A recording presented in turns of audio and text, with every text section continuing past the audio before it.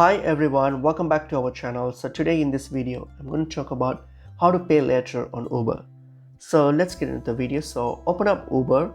So once you have opened up Uber, so here log into your Uber account. So once you've logged into your Uber account, so what you're going to do, you're going to go to the accounts tab here. So click on the accounts tab and then go to your account page here.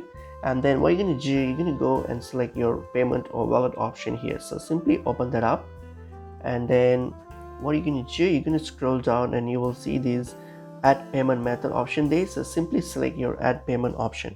So when you get to add payment method, so if you want to pay later, then you can use one of these pay later options like Klarna, Afterpay, Zip, and few others depending on your location. So in my location I can use Zip as my pay later option because it's one of the buy now pay later options. So I will just select that, and then all I have to do is log into my Zip account, authenticate, and then link it, and that's it. Just follow a few prompts and it will be set up. So next time when I make an order on Uber, or when I make an order on Uber, so what I can do, I'm going to simply select the Zip as my payment method so that I can pay later, and that's pretty much it is.